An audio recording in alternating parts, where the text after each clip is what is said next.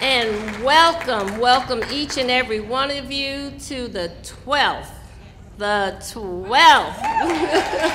Annual National African American Breast Cancer Conference. It's awesome, ladies. You're awesome. This is just a wonderful place to be. We're in a safe place, a happy place, and I appreciate each and every one of you. It's my honor and my privilege to have the opportunity to present to you the Sisters Network National Address. As you know, some of you know, I am an 18-year breast cancer survivor, a proud 18-year survivor. And during my personal journey as a survivor, starting in 1993, there did not exist information enough that looked like us. There was a lack of sisterhood, and the staggering statistics about who we are as African American women existed. In the traditional organizations, you know, we all wanted to join what was in our communities, and I was one of those people who wanted to join a national organization, but it did not exist. Less than a year after my diagnosis in 1994, I stepped out on faith and with no funding for the first 5 years, so I feel you affiliate chapters, okay? to establish the National Organization of Sisters Network. I would like to think that as an organization that we are able to help women understand to put away the fear and replace it with hope. We are governed as an organization by 7 elected individuals who are experts in different fields, who take the time to advise and to support who we are. Along with the wonderful board that we have, and I am so proud of them, we have a medical advisory committee that has been with us for many years. And I would say, if you have medical people in your communities that want to help on a national basis and still be associated with the affiliate chapters, of course, but want to have a national voice, recommend them to the national office. That gives you even more power if you know the one that you've recommended. So we welcome that, and our medical advisors, when you call the office, is there some question, you email it, we will send it through to the medical people in that particular field, get some answers for you, and pass it back through. That's how we work that. Sisters Network, we have gained the trust and respect of the communities across the country through the hard work that you sisters in your communities have done, through our board, through our advisors, and through the national staff. The Gift for Life Block Walk is a program that we are most proud of, and I'll talk about that soon, but that was in 1995. Oh my God, that's such a long time ago. 1997, we started our quarterly newsletter. We have to reinvent that again because it's so important, but it will be a e-newsletter, not paper. We're trying to go green, ladies. Do you hear that, green? We hosted in 1999, and some of you here went to the first national conference. 80% of all the women of Sisters Network have more than a high school education. 69% of who we are earn more than $40,000 a year.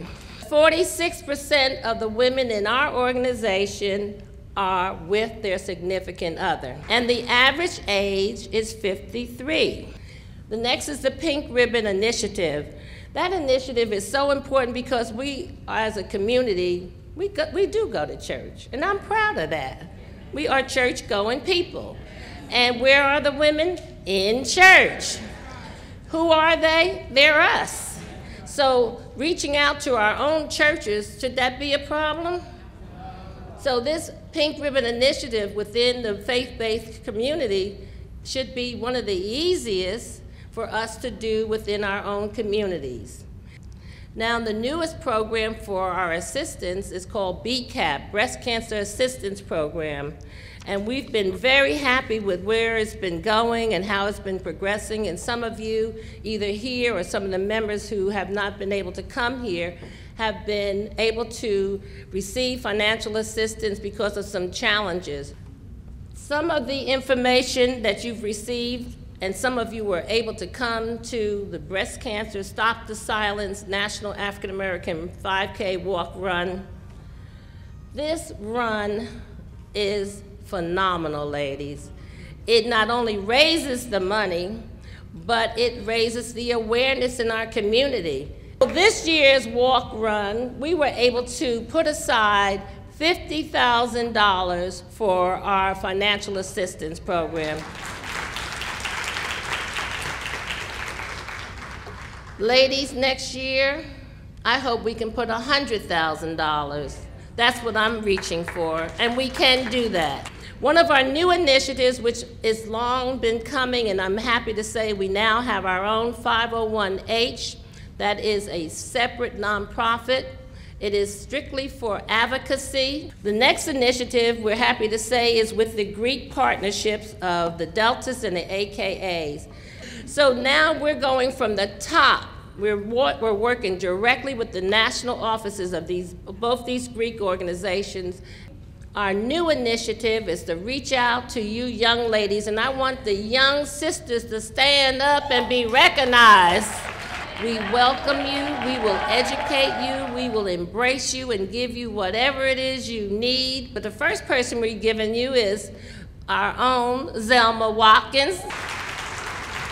As everyone knows, Zelma has come through the ranks of Sisters Network through her Richmond chapter, and it's been an awesome chapter. She's still involved just as much, but she's now on the national team. Now the fun part comes when we have our First Ladies Brunch. We always at National want to test something out before we roll it out to the chapters. Ladies, this logo that you see on the right-hand side, all of the chapters will be using this beautiful woman in the logo. We will supply you with the blueprint so that you can duplicate that.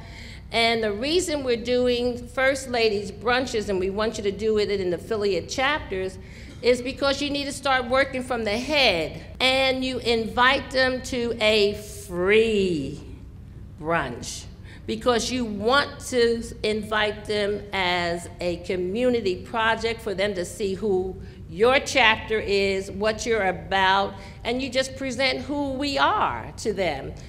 Next, I want to explain to you that something's very dear to my heart. It's called Tweens in Pink. This is something that came to me because I'm a grandmother. My granddaughters are 14 and 16. When they see a pink ribbon, they say Sisters Network. This Tweens in Pink is no more than a process for them to learn about breast health, collect information. We give you the information, they get the training, they go home and ask their mothers. They ask, have you had your mammogram? Yes or no? Do you do breast self-exam? Yes or no? And in this way, when they collect that information from their parents, their mothers, their big sisters, their aunties, that's called data. Then we will have some statistics about the communities where we're located. What are these women doing? Do they get their mammograms, yes or no? Can they afford their mammogram? If they can't, that's what BCAP is for. So it's not a futile thing to ask. If they can't afford it, then we'll make sure that they get one. This way, the young tweens are in competition on a national basis. So we will have a program for the tween who makes the most information, not the individual, but the location where they're coming from. We will figure out something. If anybody got some ideas after that, I stopped with the program.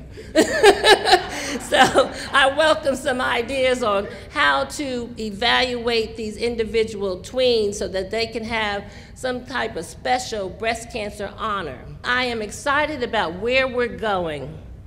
And as we move forward, we must continue to build on the past successes and provide some direction for the future generation as we're doing today. I want us to, as a second goal, to employ innovative strategies to build a trained, proactive advocacy movement. And that's what I spoke about. Our advocacy movement, there'll be nothing like it. Our third goal is to develop and implement new communication and social networking skills.